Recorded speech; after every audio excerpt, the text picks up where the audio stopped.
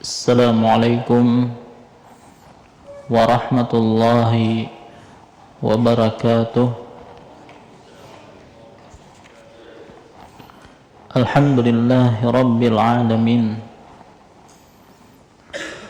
Wabihi nasta'in ala umuri dunya wad din.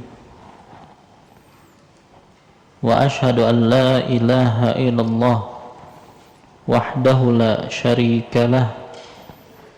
Wa ashhadu anna Muhammadan abduhu wa rasuluh. Allahumma salli wa sallim wa barik ala nabiyyina wa rasulina Muhammadin wa ala alihi wa ashabihi wa man tabi'ahum bi ihsanin ila yaumiddin, amma ba'd. Fa ya ibadallah, kaum muslimin wal muslimat rahimani Allahu wa iyyakum. Alhamdulillah, segala puji bagi Allah Subhanahu wa ta'ala yang kembali mengumpulkan kita di majelis yang mulia ini dalam rangka menghadiri kajian rutin kita membahas tentang qasasul Quran atau kisah-kisah Al-Quran. Kita memohon kepada Allah Subhanahu wa ta'ala, semoga Allah berkenan untuk melimpahkan kepada kita ilmu yang bermanfaat. Salawat serta salam semoga senantiasa tercurahkan kepada junjungan kita Nabi besar Muhammad sallallahu alaihi wasallam, kepada keluarga beliau, para sahabat beliau, dan orang-orang yang istiqomah di atas jalan beliau ila yaumil qiyamah. Insyaallah pada kesempatan malam hari ini kembali kita akan melanjutkan pembahasan tentang cerita dari Nabi Nuh alaihi salam, Rasul pertama yang Allah Subhanahu wa ta'ala utus kepada umat manusia. Dan telah kita sebutkan pada pertemuan yang lalu tentang keistimewaan Nabi Nuh alaihi salam.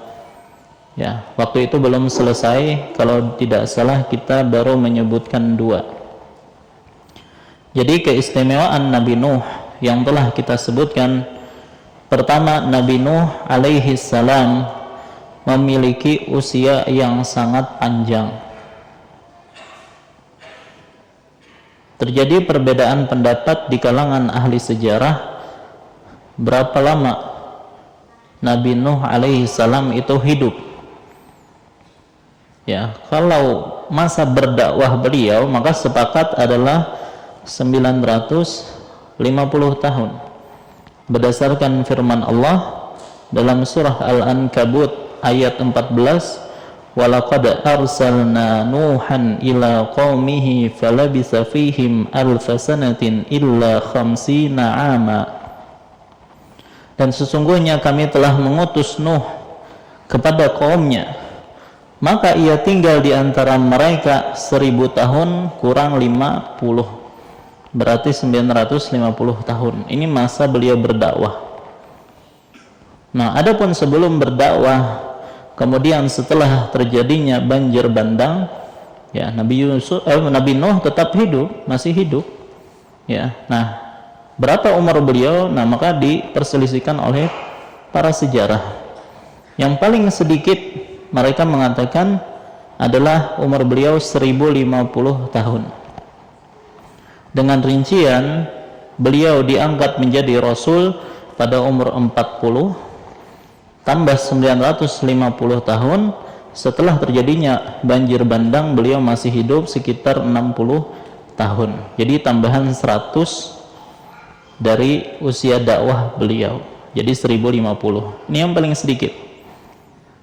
Adapun yang paling banyak menyatakan umur beliau 1600 tahun, yang mana beliau diangkat menjadi nabi ketika berumur 350 tahun. Ya, 350 tambah 950, kemudian setelah terjadinya banjir bandang beliau masih hidup sekitar 300 tahun, maka jadilah totalnya 1600. Baik. Dan telah kita sebutkan, ya, sebenarnya keutamaan di sini bukan panjangnya umur beliau itu, enggak. Tapi keutamaan di sini adalah panjangnya umur beliau tersebut beliau gunakan untuk hal-hal yang mulia. Di antaranya adalah berdakwah di jalan Allah Subhanahu wa taala. Karena ya, panjang umur itu bukan lambang kemuliaan seseorang, enggak. Bukan berarti orang yang panjang umurnya lantas langsung mulia, enggak. Fir'aun disebutkan panjang umurnya, ya. Tapi dia adalah orang-orang yang atau orang yang kafir, ya. Bahkan dedengkotnya orang kafir. Begitu juga kaumnya Nabi Nuh, kan mereka juga panjang umurnya. Nabi Nuh panjang umurnya, maka kaumnya juga panjang umurnya, ya. Tapi banyak di antara mereka tidak mau beriman dengan Nabi Nuh alaihi salam. Jadi patokannya itu bukan panjang umurnya, tapi diisi dengan apa umur panjang tersebut, ya. Jadi kemuliaan seseorang bukan dari panjang atau tidaknya umurnya, akan tetapi diisi dengan apa umur tersebut.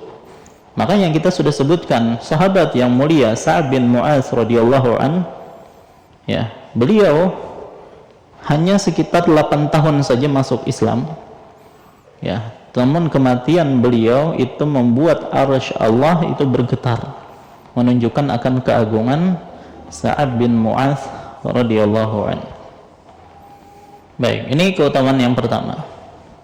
Keutamaan yang kedua yang sudah kita sebutkan juga, bahwasanya Nabi Nuh alaihi salam adalah nenek moyang kedua seluruh manusia.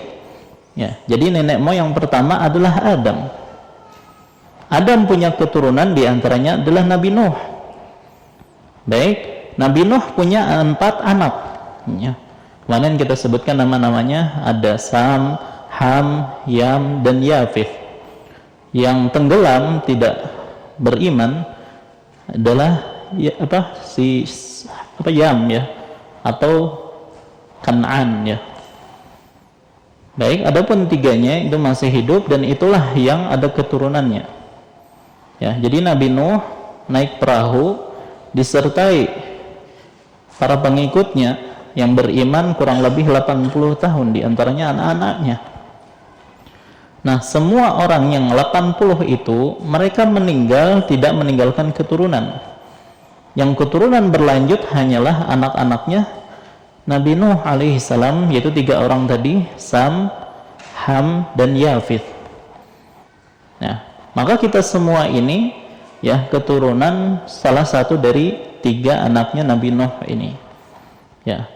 Jadi orang-orang setelah Nabi Nuh itu semuanya adalah keturunan Nabi Nuh. Baik, maka inilah sebab Nuh itu disebut dengan Abul Bashar Ats-Tsani, atau nenek moyang manusia yang kedua. Baik. Nah, sampai sini pembahasan kita pada pertemuan lalu. Adapun yang ketiga, di antara keistimewaan Nabi Nuh alaihi salam, Nabi Nuh alaihi salam itu diberi gelar oleh Allah sebagai hamba yang pandai bersyukur. Nabi Nuh diberi gelar oleh Allah Subhanahu wa taala sebagai hamba yang pandai bersyukur. Allah berfirman dalam surah Al-Isra ayat 3, innahu kana 'abdan syakuran. Sesungguhnya dia, yaitu Nuh, adalah hamba Allah yang banyak bersyukur. Begitu juga hadis yang masyhur tentang syafaat al-uzma, ya, yang dimiliki oleh Rasulullah SAW di padang mahsyar. Ketika manusia berada di padang mahsyar dalam kondisi yang sangat payah dengan panas yang luar biasa, maka mereka pun datang kepada para nabi agar mereka memberikan syafaat agar perkara manusia itu segera diputuskan. Maka mereka mendatangi Nabi Adam alaihi salam. Nabi Adam beruzur, nggak bisa memberikan syafaat tersebut. Kenapa? Karena beliau merasa pernah melakukan kesalahan, yaitu ketika dilarang untuk makan dari sebuah pohon di surga, justru dia langgar. Maka kata Nabi Adam, nafsi nafsi, kita sendiri-sendiri. Maka mereka pun berpindah kepada Nabi Nuh alaihi salam, dan manusia waktu itu mengatakan kepada Nabi Nuh, ya Nuh, wahai Nuh, anta awwalur rusul ila ahlil ard, kamulah rasul pertama kepada penduduk bumi ini. Wasammakallahu abdan syakuran, dan Allah menamakan dirimu sebagai abdan syakuran, hamba yang pandai bersyukur.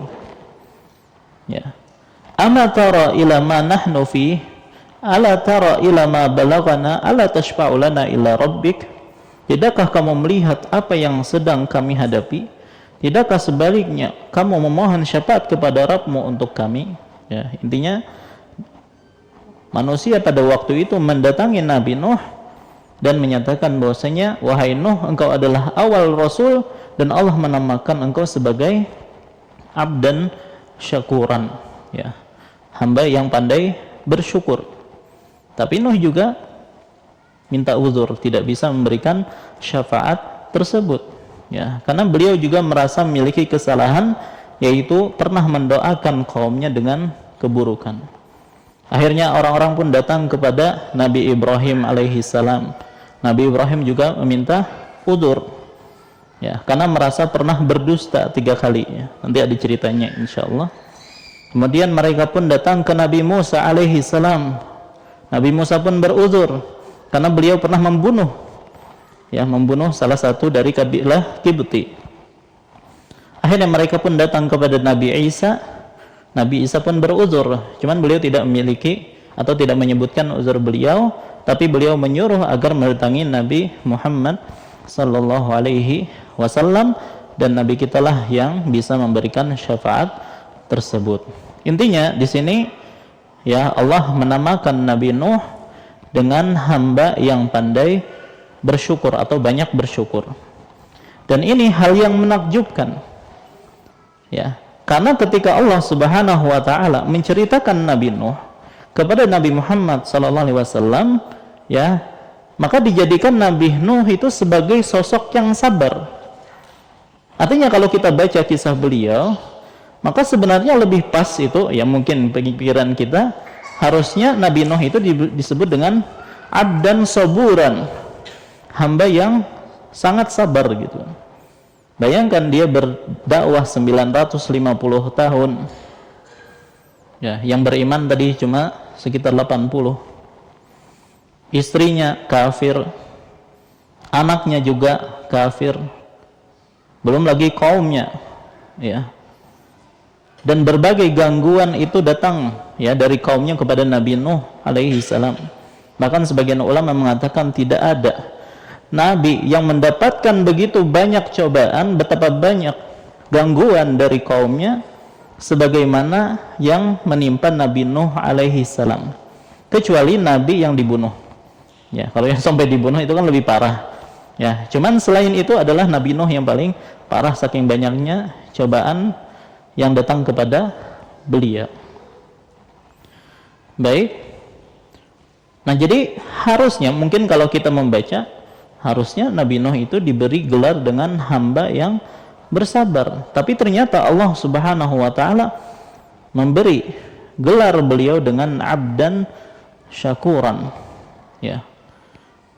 Nah, apa hikmah atau rahasia di balik pemberian gelar tersebut?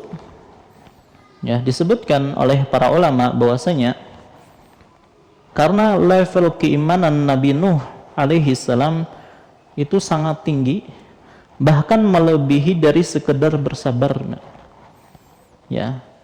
Ketika beliau mendapati cobaan demi cobaan tersebut, ternyata itu tidak membuat Nabi Nuh lupa untuk senantiasa bersyukur kepada Allah Subhanahu wa taala. Jadi di tengah cobaan yang luar biasa, Nabi Nuh tetap bersyukur kepada Allah. Ya, disebutkan oleh para salaf bahwasanya Nabi Nuh jika makan maka memuji Allah. Dan beliau berkata, jika Allah berkehendak, maka Allah bisa saja membuatku lapar. Jika minum, beliau memuji Allah seraya berkata, jika Allah berkehendak, Allah bisa membuatku kehausan. Jika memakai baju, beliau juga memuji Allah seraya berkata, jika Allah berkehendak, maka Allah akan menjadikan aku telanjang tanpa baju. Kemudian jika beliau memakai sendal, beliau juga memuji Allah. Dan bahkan setelah beliau buang hajat, beliau senantiasa memuji Allah. Beliau mengatakan, jika Allah berkehendak, maka Allah akan menahan kotoran di tubuhku. Baik, jadi di tengah cobaan yang luar biasa dari kaumnya, ya, beliau tidak lupa untuk senantiasa bersyukur kepada Allah Subhanahu wa taala. Jadi beliau sudah mendapatkan level lebih tinggi dari hanya sebatas kesabaran, tapi sudah mampu bersyukur. Ya, karena manusia dalam menghadapi cobaan itu ada 4 tingkatan, Pak ya. Manusia ketika menghadapi cobaan itu ada 4 tingkatan.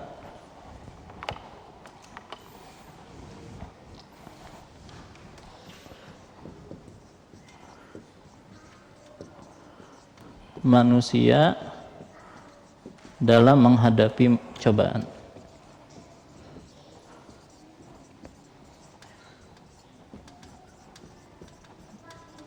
Yang pertama, marah, tidak ridha. Ini haram hukumnya. Baik. Yang kedua, sabar. Yang ketiga, ridha.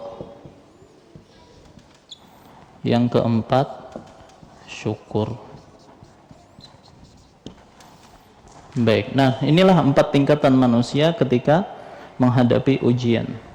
Ada yang marah, tidak ridha. Kemudian ada sabar, ada ridha, dan ada syukur. Baik, bedanya apa? Kalau marah, ya, berarti seseorang merasa tidak terima, menggerutu, membenci takdir Allah Subhanahu wa taala, itu marah. Bahkan mungkin teriak-teriak, ya, bahkan mengucapkan sesuatu yang buruk, ya, protes kepada Allah Subhanahu wa taala. Maka hukum orang ini adalah berdosa, bahkan dosa besar, karena menunjukkan dia tidak ridha dengan takdir Allah Subhanahu wa taala. Ini yang pertama. Yang kedua adalah orang yang bersabar. Dan ini adalah tingkatan minimal seseorang ketika menghadapi musibah, menghadapi ujian. Ya. Orang yang sabar itu dia mungkin merasa pahit, merasa pedih ketika ujian tersebut datang. Hanya saja dia mampu menahan diri dari mengatakan yang buruk, dari berbuat yang buruk, dari mencela-cela. Ya, itu orang sabar. Jadi dia mungkin merasa sakit, ya, merasa pedih dengan cobaan tersebut, tapi dia mampu untuk menahan dirinya, mampu menahan lisannya, ya, tidak sampai memukul-mukul wajah misalnya. Nah, ini orang yang sabar, ya, jadi masih bisa menahan diri, itu sabar intinya. Yang ketiga adalah ridha. Nah, ini lebih tinggi dari tingkatan sabar. Ya, yang mana seseorang ridho dengan takdir Allah Subhanahu wa taala, ya, bahkan dia tidak terbebani dengan ujian tersebut. Kalau sabar tadi dia masih merasa pedih, merasa sakit, tapi dia mampu menahan diri. Kalau ridho dia sudah tidak merasa terbebani, ya, dengan hal tersebut, ya, karena dia percaya penuh pada pilihan Allah Subhanahu wa taala. Ya. Jadi bedanya antara sabar dengan ridho, orang sabar masih merasakan beban. Ya, kalau ridho sudah tidak merasakan beban tersebut sebagai gangguan. Baik. Dan yang keempat nih yang paling tinggi, dan inilah yang dicapai oleh Nabiullah Nuh alaihi salam, beliau justru ketika mendapat ujian tersebut senantiasa bersyukur kepada Allah Subhanahu wa taala. Ya, dan untuk bisa meraih derajat ini, bersyukur ketika mendapatkan ujian, kita harus melihat bagaimana janji-janji pahala yang Allah janjikan kepada orang-orang yang bersabar. Ya, berupa diangkatnya derajat, dihapuskannya dosa-dosa, dan masih banyak hikmah-hikmah di balik ujian tersebut. Maka dalam hal ini ketika seseorang memikirkan janji-janji Allah kepada orang yang bersabar tersebut, maka dia akan bisa bersyukur kepada Allah Subhanahu wa taala. Makanya di antara doa yang diajarkan oleh Nabi SAW ketika kita mendapatkan ujian, mendapatkan masalah gitu ya, cobaan dan seterusnya, maka kita mengucapkan gimana?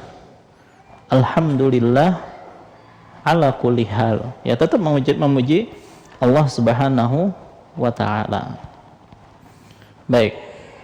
Nah, inilah ya derajat yang dicapai oleh Nabi Nuh alaihi salam ketika mendapatkan musibah. Kemudian yang keempat, di antara keistimewaan Nabi Nuh alaihi salam, ya, beliau adalah rasul pertama, ya, sebagaimana yang kita sebutkan tadi.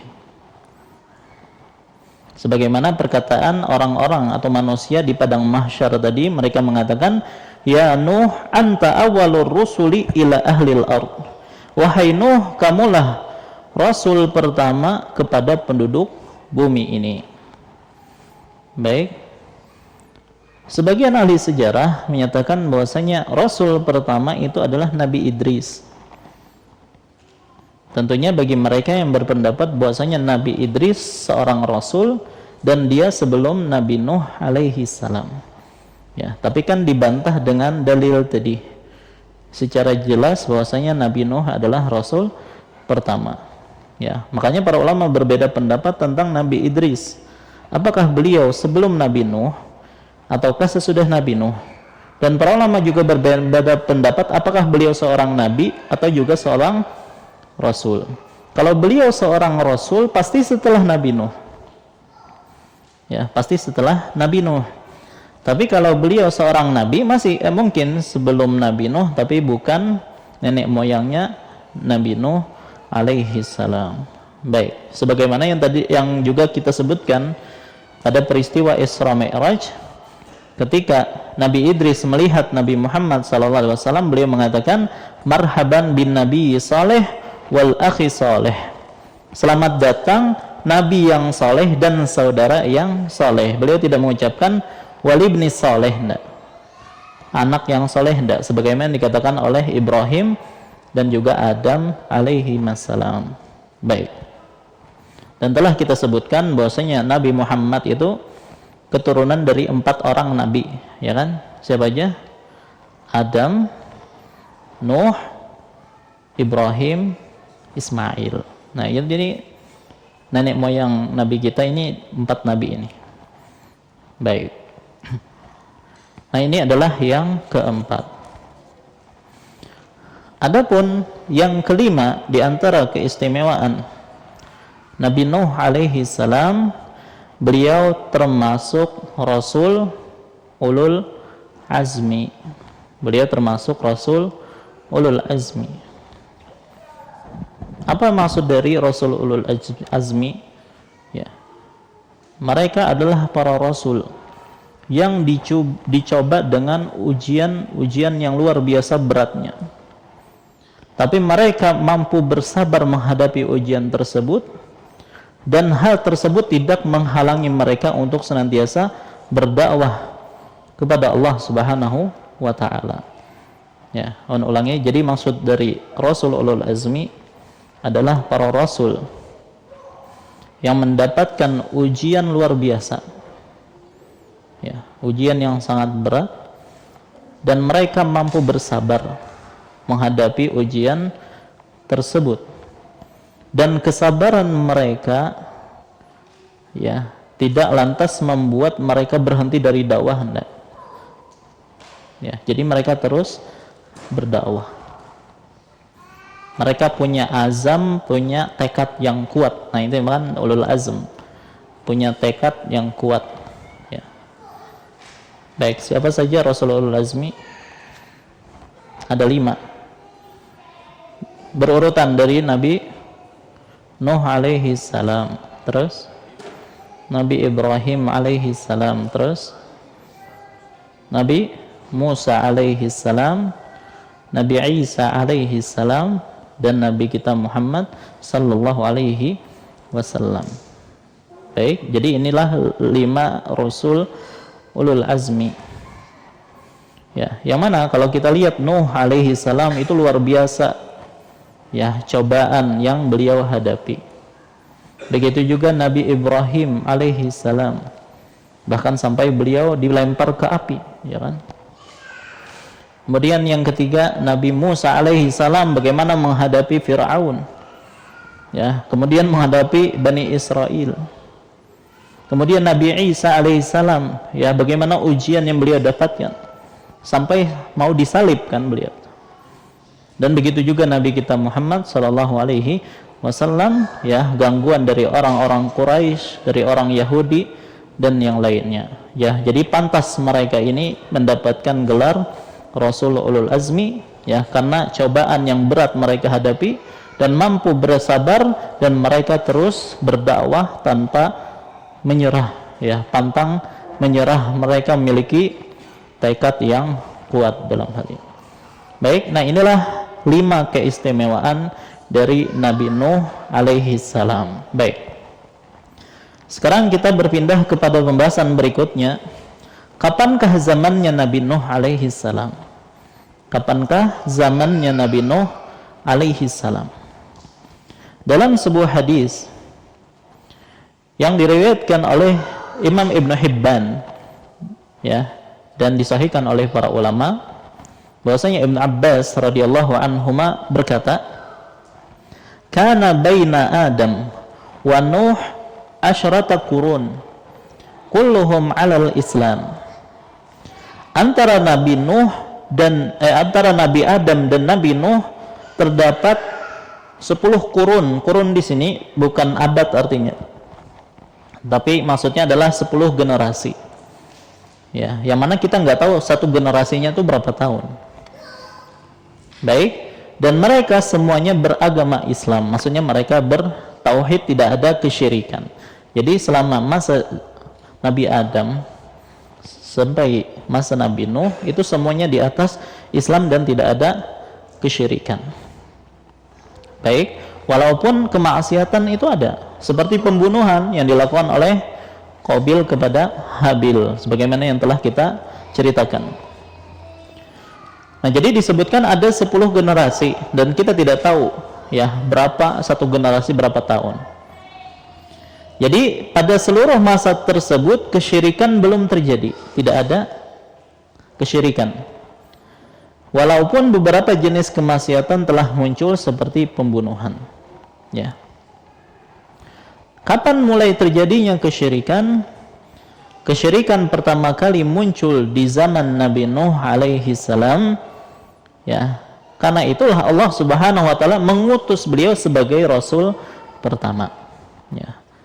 Allah Subhanahu wa taala berfirman tentang ucapan kaum Nabi Nuh, ya, dan ini disebutkan dalam surah Nuh, menyebutkan tentang Tuhan-Tuhan mereka, sesembahan-sesembahan mereka.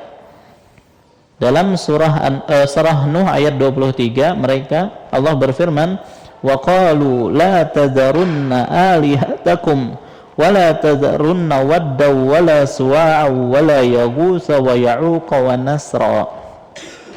Dan mereka berkata, jangan sekali-kali kamu meninggalkan penyembahan Tuhan-Tuhan kamu, dan jangan pula sekali-kali kamu meninggalkan, ada 5, Tuhan yang disebutkan di sini. Pertama adalah Wad. Kemudian yang kedua adalah Suwa'. Yang ketiga Yaghus. Yang keempat Ya'uq. Yang kelima Nasr. Hafalah ya? Gak usah dihafal juga gak apa-apa. Kalau hafal surah Nuh, hafal nama-namanya. Ya, Wad, Suwa', Yaghus, Ya'uq, Nasr. Ya. Mungkin ada yang mau ngasih ngaran anaknya. Ya ini. Ya. Suwa'. Baik. Wad ya kan, Suwa'. Dan ini nama orang-orang soleh di zaman Nabi Nuh alaihi salam, ya. Ibnu Abbas radhiyallahu anhuma mengatakan tentang 5 nama di atas. Kata beliau, asma'u rijalin salihina min qaumi Nuh. Mereka itu adalah orang-orang soleh dari kaum Nabi Nuh. Falamma halaku auha syaitanu ila qaumihim an yansibu ila majalisihim allati kanu yajlisuna ansaba. Ketika orang-orang soleh yang 5 orang ini wafat, maka setan pun membisikkan kepada kaum mereka untuk mendirikan berhala, ya, membuat patung mereka, ya, dan diletakkan di majelis-majelis mereka dan menamakannya dengan nama-nama mereka. Oh, ini sih tadi Wad, Suwa', Yaghus, Ya'uq, Nasr. Baik. Wasammuha bi asma'ihim, dan mereka menamakannya dengan nama-nama mereka. Fafa'alu, ya, mereka lakukan hal tersebut. Falam tu'bad, dan mereka tidak disembah waktu itu. Karena paham ini bukan untuk disembah. Ini hanya kenang-kenangan dari orang-orang soleh tersebut, ya, yang mana mungkin tujuannya agar mereka termotivasi beramal soleh. Taib. Hatta idza halaka ulaika wa tanasakhal ilmu ubidat. Sampai akhirnya ketika generasi yang membuat berhala ini meninggal sudah, ya, kemudian ilmu itu terangkat, ya, ilmu tentang tujuan sebenarnya dibikinnya patung-patung tersebut itu sudah hilang, tidak diketahui lagi. Akhirnya mereka pun disembah, ya. Makanya Al-Imam Ibnu Hajar rahimahullah menegaskan bahwasanya asal muasal kesyirikan di muka bumi ini adalah sifat ekstrim dalam mengkultuskan orang-orang soleh. Berlebih-lebihan dalam mengkultuskan orang-orang soleh itu adalah awal dari kesyirikan yang terjadi di muka bumi ini, ya. Maka tadi disebutkan, ya, 5 nama berhala ini adalah tokoh-tokoh soleh di antara mereka. Maka ketika mereka berlebih-lebihan sampai dibuatkan patungnya tadi, lama-kelamaan akhirnya terjadilah penyembahan terhadap patung tersebut, ya. Maka terjadilah kesyirikan di muka bumi. Begitu juga kesyirikan setelahnya. Itu rata-ratanya disebabkan karena pengkultusan terhadap orang-orang saleh. Coba lihat kesyirikan di zaman Nabi Muhammad SAW. Itu disebabkan karena pengkultusan ekstrim terhadap seseorang yang bernama Lat, ya, Lata, ya, Uzza. Lat itu siapa? Ya, Lat itu adalah orang yang soleh yang biasa mengadon makanan untuk dibagikan kepada jamaah haji. Itu Lat namanya. Jadi dia sering bikin adonan yang akan dibagikan kepada jamaah haji, ya. Kemudian diingat dia, dibikin patungnya sampai akhirnya disembah. Maka ini pengkultusan terhadap orang saleh. Kesyirikan kaum Nasrani itu didasari pengkultusan ekstrim kepada siapa? Yesus kata mereka, atau Nabi Isa, ya. Makanya Rasul sallallahu alaihi wasallam bersabda, la tuturuni kama atratatin nasara ibna Maryam fa innama ana abduhu faqulu abdullahi wa rasuluh. Janganlah kalian berlebihan dalam memujiku, mengkultuskanku, sebagaimana Nasrani berlebihan dalam mengkultuskan Isa bin Maryam. Sesungguhnya aku hanyalah seorang hamba, maka cukupkan Cukup katakan Muhammad adalah hamba Allah dan Rasulnya. Tidak lebih dari itu. Jangan sampai dikultuskan. Orang-orang Yahudi, ya, mereka mengkultuskan seseorang yang bernama Uzair, ya, bahkan mengatakan Uzair ibnullah. Uzair itu adalah anaknya Allah, ya. Itu salah seorang dari Bani Israel yang soleh, yang dia menghafal Taurat.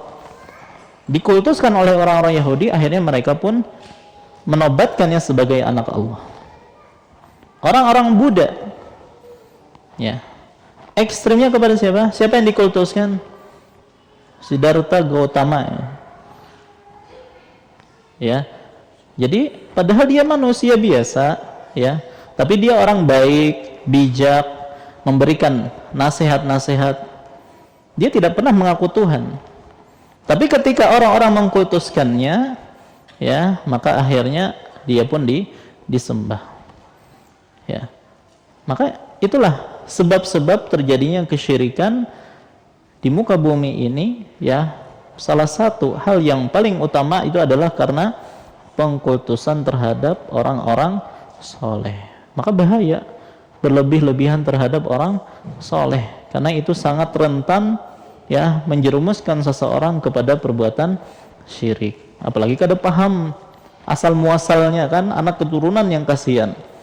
Baik sebagaimana yang terjadi di zaman Nabi Nuh alaihi salam. Baik. Dan kebanyakan orang-orang tersebut disembah itu setelah mereka meninggal. Ya, maka tertinggallah patung-patung mereka, itulah yang akhirnya disembah. Baik. Maka tidak heran juga, ya, selain mengkultuskan orang soleh itu dilarang, pengkultusan terhadap kuburan orang soleh pun dilarang. Ya. Makanya Nabi pernah berdoa, Allahumma la taj'al qabri wasanan yu'bad. Ya Allah, jangan jadikan kuburanku sebagai berhala yang disembah. Ya, karena ketergantungan, ya, masyarakat terhadap kuburan itu besar, Pak. Ya, apalagi sampai dihias-hias macam-macam. Makanya banyak sekali larangan Nabi SAW berkaitan tentang masalah kuburan. Itu tujuannya apa? Ya, untuk menutup celah perbuatan kesyirikan di situ. Ya, tapi masalahnya hal tersebut banyak dilanggar oleh kaum muslimin. Baik. Makanya dalam riwayat yang lain Nabi SAW mengatakan, la'anallahu al-yahuda wan nasara ittakhadhu qubur anbiya'ihim masajid. Laknat Allah atas Yahudi dan Nasrani disebabkan perbuatan mereka menjadikan pekuburan nabi mereka sebagai tempat ibadah. Itu dilarang. Menjadikan kuburan sebagai masjid. Bisa sholat di kuburan atau sholat menghadap kuburan, ya, membangun masjid di areal kuburan dan seterusnya. Ini masuk dalam larangan Nabi Sallallahu Alaihi Wasallam tersebut. Begitu juga Ummu Salamah radhiyallahu anha dan Ummu Habibah radhiyallahu anha.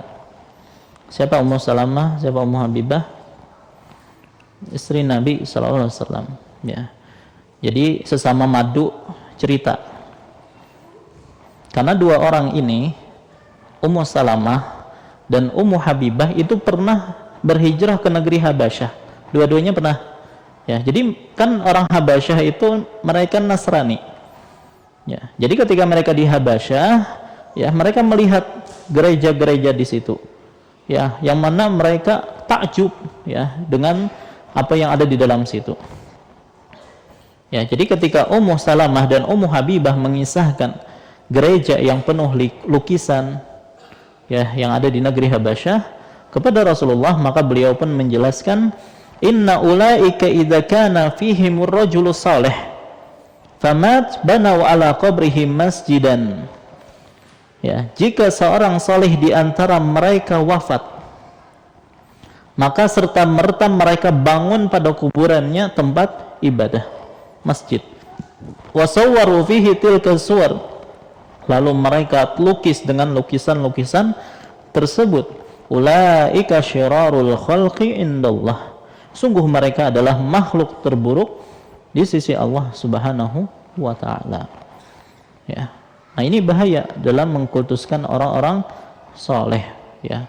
Maka ingat, ya, jauhkan diri kita dan keluarga kita dari sikap berlebih-lebihan kepada orang soleh. Perlakukan orang soleh, ya, sebagaimana kedudukan mereka, jangan sampai dikultuskan, ya, apalagi sampai menyembah mereka, ya, menyembah kuburan mereka, sujud kepada kuburan mereka.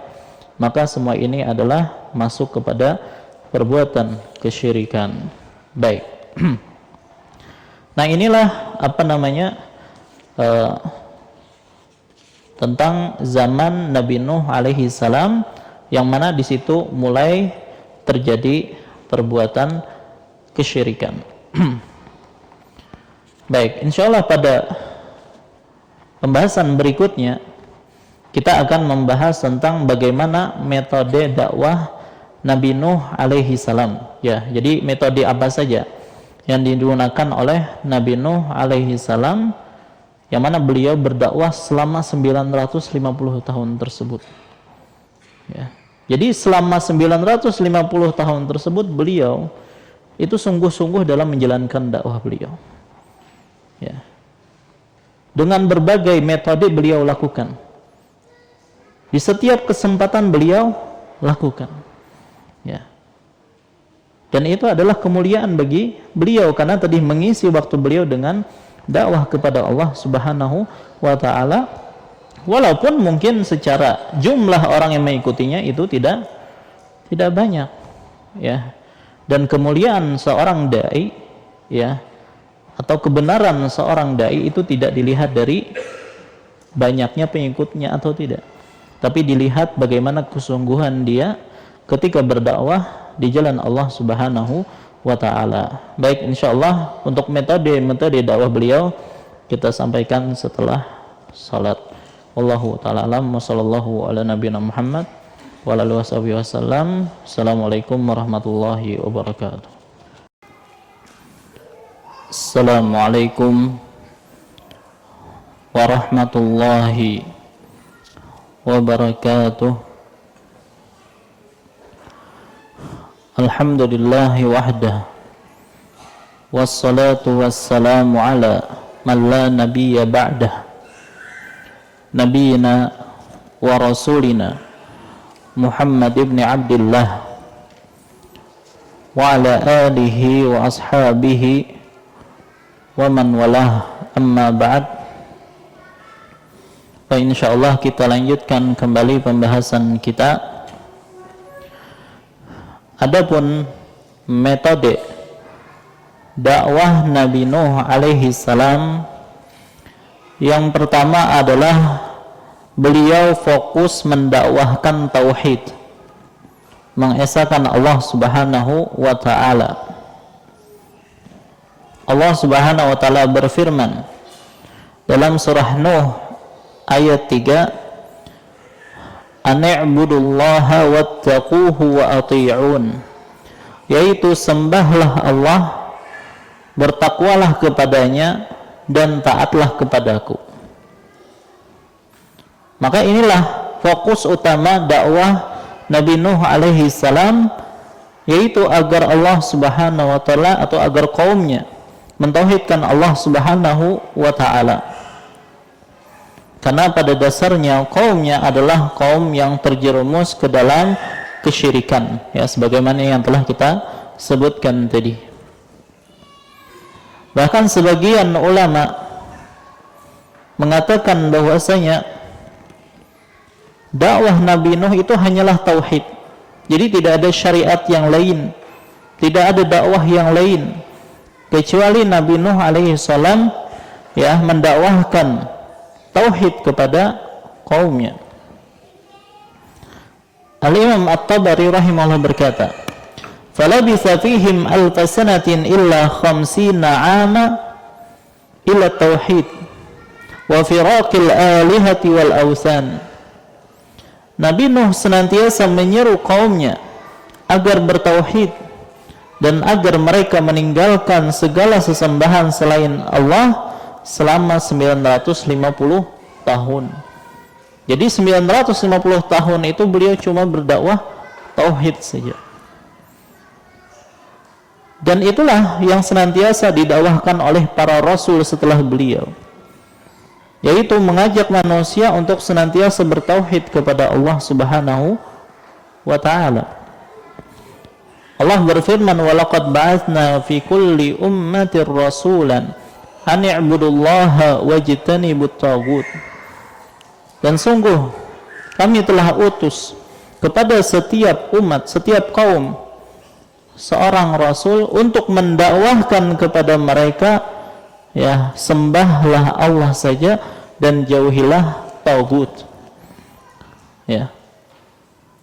Maka begitu pula orang-orang yang mengikuti para nabi dan rasul, mereka juga akan senantiasa berdakwah kepada tauhid. Makanya di antara ciri khas dakwahnya ahli sunnah itu senantiasa mendakwahkan tauhid, ya, dan menyuruh manusia untuk meninggalkan kesyirikan. Entah dia pakar apa saja, dia pakar Al-Quran, pasti mendakwahkan tauhid. Dia pakar dalam masalah hadis, pasti juga dia akan mendakwahkan tauhid. Dia pakar fikih, pakar bahasa Arab, pakar fikih muamalat misalnya, pakar fikih keluarga, pakar masalah poligami, semuanya itu mendakwahkan apa? Tauhid. Nah, itulah karakteristik dakwah Ahlussunnah wal Jamaah. Ya. Dan tidaklah mereka melakukan hal itu kecuali mengikuti sunnahnya para nabi dan rasul, yaitu mereka senantiasa mendakwahkan tauhid. Baik. Kemudian yang kedua, di antara metode dakwah Nabi Nuh alaihi salam yaitu mentarhib, ya, mentarhib, memberi peringatan. Berupa apa? Berupa siksa Allah yang pedih jika mereka tidak mau beriman.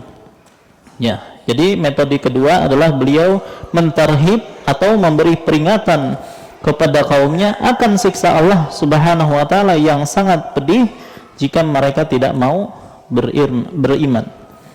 Allah berfirman dalam surah Nuh, "Qala ya qaumi inni lakum nadhirum mubin."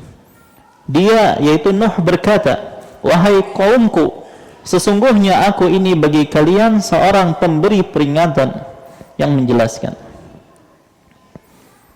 Walaupun demikian, ya, Nabi Nuh alaihi salam tetap mendakwahi kaumnya dengan perkataan yang lembut, ya, penggunaan panggilan wahai kaumku, dan banyak contoh yang lain. Jadi walaupun beliau menterhib, memberikan peringatan, tapi beliau tetap menggunakan dengan cara yang lembut. Baik, jadi bukan berarti memperingatkan suatu kaum akan siksa Allah, pedihnya neraka, dan seterusnya, itu harus dengan bahasa yang garang juga, tidak mesti. Ya, sebagaimana Nabi Nuh tetap menggunakan bahasa yang lembut untuk mendakwahi kaumnya. Baik. Kemudian juga Allah juga berfirman dalam surah Al-A'raf ayat 59, "Laqad arsalna Nuhan ila qaumihi faqala ya qaumi ibudullaha ma lakum min ilahin ghairuh inni akhafu alaikum adzab yaumin azim." Sesungguhnya kami telah mengutus Nuh kepada kaumnya, lalu ia berkata, "Wahai kaumku, sembahlah Allah, sekali-kali tidak ada Tuhan yang berhak kalian ibadahi selainnya. Sungguh aku khawatir jika kalian tidak menyembah Allah, kalian akan ditimpa azab pada hari yang besar, yaitu hari kiamat." Ya, jadi ini metode yang kedua, yaitu terhib. Yang ketiga, lawan dari terhib, yaitu targhib, motivasi, ya, dengan ganjaran kebaikan baik di dunia maupun di akhirat, tentu saja bagi mereka yang mau beriman.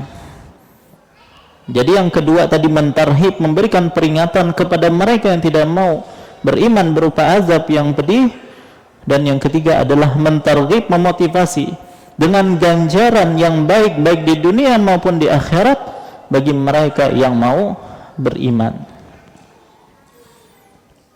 Allah Subhanahu wa taala berfirman tentang perkataan Nuh kepada kaumnya dalam surah Nuh ayat 4, yaghfir lakum min dzunubikum wa yuakhirkum ila ajalin musamma. Jika kalian mau beribadah hanya kepada Allah, niscaya Dia akan mengampuni sebagian dosa-dosa kalian serta memanjangkan usia kalian sampai pada batas waktu yang ditentukan. Ini motivasi berupa diampuninya dosa dan dipanjangkannya umur. Dan seseorang itu boleh memotivasi orang lain ya ketika ada iming-iming dari dalil ya, walaupun itu adalah perkara dunia. Contohnya misalnya kata Nabi SAW, man sarrahu ayyubsata lahu fi rizqihi wa ayyun sa'alahu fi asarihi falyasil rahimah. Barang siapa yang ingin dilapangkan rizkinya dan dipanjangkan umurnya, maka hendaklah dia menyambung silaturahim ya. Maka ini iming-iming dunia, maka boleh. Buktinya Nabi mengatakan demikian. Begitu juga ketika Nabi Nuh alaihi salam menyuruh agar kaumnya beristighfar, meminta ampun kepada Allah, dia mengatakan faqultu astaghfiru rabbakum innahu kana ghaffara. Maka aku sungguh berkata kepada mereka, mohonlah ampunan kepada Tuhanmu, sungguh Dia Maha Pengampun. Kemudian konsekuensi dari mereka beriman lalu beristighfar kepada Allah Subhanahu wa taala, maka mereka akan dijanjikan berbagai macam keuntungan. Yursilis samaa'a 'alaikum midrara. Niscaya Dia akan menurunkan hujan yang lebat dari langit kepadamu. Wa yumdidukum bi amwali wa banina wa yaj'al lakum jannati wa yaj'al lakum anhara. Dan Dia memperbanyak harta dan anak-anakmu dan mengadakan kebun-kebun untukmu dan mengadakan sungai-sungai untukmu. Maka dari dalil ini atau ayat ini para ulama menjelaskan tentang faidah luar biasa dari istighfar ya, meminta ampun kepada Allah Subhanahu wa taala. Ya, di antara fadilah istighfar tadi, Allah akan menurunkan hujan yang mungkin asalnya kekeringan ya. Ketika manusia sering beristighfar kepada Allah Subhanahu wa taala, maka Allah akan turunkan hujan. Bukan hanya itu, Dia akan memperbanyak harta dan memperbanyak anak-anak ya. Terutama mereka yang mungkin tidak diberi karunia berupa anak sampai sekarang, maka perbanyaklah istighfar kepada Allah ya. Semoga dengan hal itu Allah pun memberikan kepada dia anak. Makanya disebutkan datang orang-orang kepada Hasan al-Basri rahimahullah, yang mana mereka ini mengeluhkan dengan berbagai macam keluhan ya. Satu mengatakan, wahai Hasan al-Basri ya, aku mengalami kelaparan misalnya. Apa yang disuruh oleh Hasan al-Basri? Istighfir ya, mintalah ampun kepada Allah Subhanahu wa taala. Datang lagi yang lain mengadukan bahwasanya dia mengalami kefakiran. Maka yang disuruh oleh Hasan Basri, istighfir, mintalah ampun kepada Allah Subhanahu wa taala. Datang lagi yang ketiga ya, mengeluhkan kekurangan harta, kefakiran dan seterusnya, maka juga disuruh oleh Hasan al-Basri untuk beristighfar. Lantas ditanyakan, kenapa semuanya kok disuruh istighfar? Maka beliau pun menyebutkan ayat ini. Ini diantara fadilah istighfar.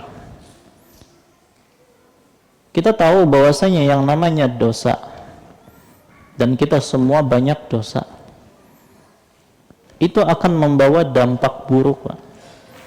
Baik kita rasakan ataupun tidak, itu pasti akan membawa dampak buruk. Dan manusia ini adalah tempat salah dan khilaf ya. Maka ketika dosa itu membawa dampak buruk, sementara manusia itu banyak dosanya, dan mereka tentu ingin terbebas dari dampak buruk dari dosa, ya kada? Dampak dosa itu sangat banyak, Pak. Disebutkan oleh Al-Imam Ibnul Qayyim dalam kitab Ad-Da' wad Dawa, itu banyak. Di antara dampak buruk dari dosa, seretnya rezeki, tidak harmonisnya hubungan antara siapa? Bisa antara bos dengan karyawannya, suami dengan istrinya, ayah dan anaknya, ya. Jadi ketika seseorang merasa nih hubungan dengan istri kok semakin jauh, dengan tetangga semakin sering ribut, itu bisa jadi disebabkan karena dampak maksiat, dampak dosa yang dia lakukan. Ya, seretnya rezeki kok nggak rame, biasanya rame. Ya. Urusan serba sulit, maka itu semuanya adalah dampak dari dosa. Baik, lantas bagaimana seseorang bisa terbebas dari dampak-dampak dosa tersebut? Perbanyak istighfar kepada Allah Subhanahu wa ta'ala. Ya. Dan Nabi SAW mengatakan, tuba liman wajada fi sahifatihi istighfaran katsira. Dan sungguh beruntung bagi orang yang mendapati di catatan amalnya itu banyak istighfar. Ya. Jadi perbanyak saja istighfar, maka dampak-dampak dosa tadi itu akan hilang. Ya. Jadi ketika merasa ada sesuatu nih, ya, urusan jadi serba ruwet misalnya, serba susah, maka perbanyakilah istighfar kepada Allah Subhanahu wa ta'ala. Ya. Setiap ada kesempatan, ayo beristighfar kepada Allah. Ketika kita nyetir misalnya kan, sedang safar, daripada bengong, daripada nyanyi, mending banyak istighfar kepada Allah Subhanahu wa ta'ala. Ketika ibu-ibu masak mungkin, nyuci, isi dengan istighfar kepada Allah Subhanahu wa ta'ala. Jangan haramkan diri kita dari memperbanyak istighfar kepada Allah Subhanahu wa ta'ala. Karena tadi istighfar itu luar biasa. Ya. Baik, nah inilah yang terkandung di antara faidah dari ayat ini. Faqultu astaghfiru rabbakum innahu kana ghaffara. Ya, jadi pesan Nabi Nuh kepada kaumnya, mohonlah ampunan kepada Tuhan-Tuhanmu, sungguh Dia Maha Pengampun, ya. Yursilis samaa 'alaikum midrara wa yumdidukum bi amwali wa banina wa yaj'al lakum jannati wa yaj'al lakum anhara. Niscaya Allah akan menurunkan hujan yang lebat, rezeki dari langit turun, dan Dia memperbanyak harta dan juga anak-anak. Ya, tadi yang mereka mungkin tidak diberikan karunia anak, banyak istighfar. Baik, dan mengadakan kebun-kebun untukmu dan mengadakan sungai-sungai untukmu. Berarti bisa dikatakan bahwasanya istighfar itu adalah kunci pembuka rizki. Baik, ini adalah yang ketiga. Adapun sisanya insyaallah kita lanjutkan pada pertemuan yang akan datang. Wallahu ta'ala alam. Wa sallallahu ala nabiyina Muhammad wa ala alihi wasallam. Subhanakallahumma bihamdika asyhadu an la ilaha illa anta astaghfiruka wa atubu ilaik. Wassalamualaikum warahmatullahi wabarakatuh.